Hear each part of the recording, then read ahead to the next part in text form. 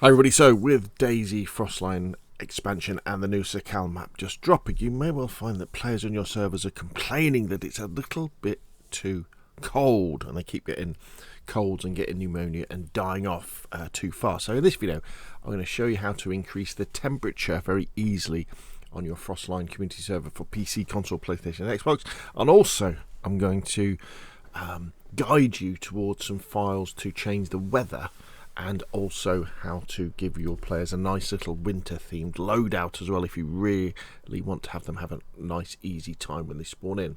So let's go on over and have a look at our server. Here we are, we're looking at Nitrado server, and all you have to do is go to your services, click on the web interface, and then you'll get to the dashboard, and then we want to go into the settings general, and you want to make sure that CFG gameplay is activated, which normally is somewhere near the bottom.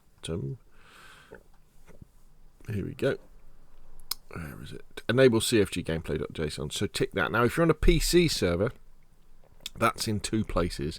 It's in the general settings in Nitrado, but it's also if you're using them in the advanced or expert settings. So make sure they are both activated, and if they're not, save and then restart the server. Now, what we can do now is, if we now scroll all the way back up to the top and go into the file browser and scroll down, you want to go into the missions folder. So on PlayStation servers it's PS missions, on Xbox servers it's XB missions, on PC servers I think it just says missions. You click on that, and of course we want to go into Sakhal, DayZoffline.Sakhal. So you click on that, and then we scroll down and you're just looking for cfggameplay.json. Now, I don't always recommend editing these using your server browser because it's very easy to make mistakes. However, as these are relatively simple edits we're doing, I think we can trust ourselves. So if you scroll down, we're looking for these two lines here, environmentMinTemps and environmentMaxTemps. And these control the maximum minimum temperature of your server at different months. So there's 12 different ones. And if you imagine the hottest time of the server will be probably, at 12 o'clock noon when you're on the coast. And the coldest time on your server will be sort of at midnight if you're up at the highest point on the server.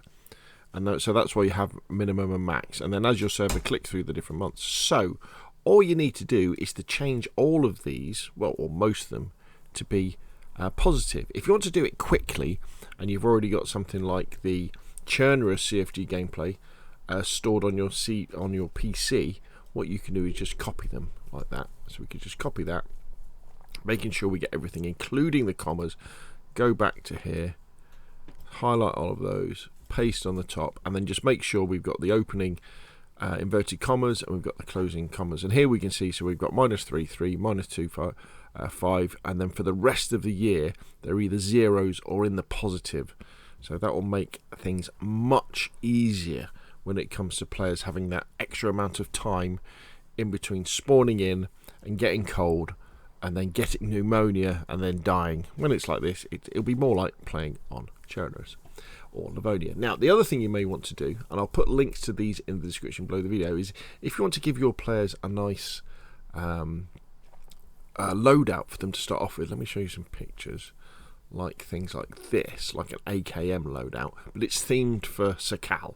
So you've got the new snowy combat gear, and also what else have we got?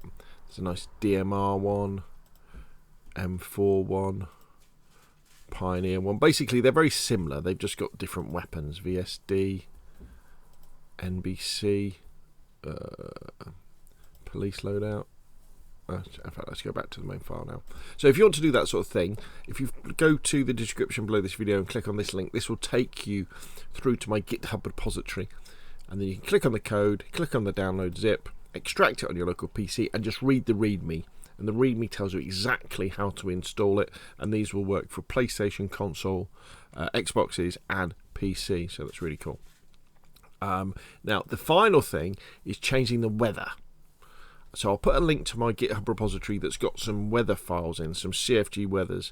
And basically what you do with these is you download them. So you can download all of them, code download zip, extract them. And then you would copy the CFG weather that you wanted to your server mission file where the existing CFG weather is, rename your existing CFG weather to something like CFG weather backup, and then rename the copied file to just cfgweather.xml. And then it mostly will be sunny. However, there is a big caveat to this. What I've found personally is that if you change the weather on your server, sometimes it can get stuck. And it's difficult to change it back, even if you go back to vanilla settings, and you end up having to do a reinstall. So I would suggest, if you make your server a little bit warmer so people aren't freezing to death, you don't really need to change the weather, because the snow effect's really pretty, isn't it? Really nice. I would say probably that, and especially if you combine it by giving your players a nice easy loadout to start off with, then don't bother with the weather. But if you're determined to, or if you're doing something on a local server where you can reset and reinstall your server really quickly just by wiping the storage folder, then go for it. So there we go. How to make your DayZ Frostline community server a little bit warmer and a little bit more friendly to your players. Hopefully you found this useful. If you have, hit like. If you want to see more of the same, press subscribe. And of course, I'll see you again soon.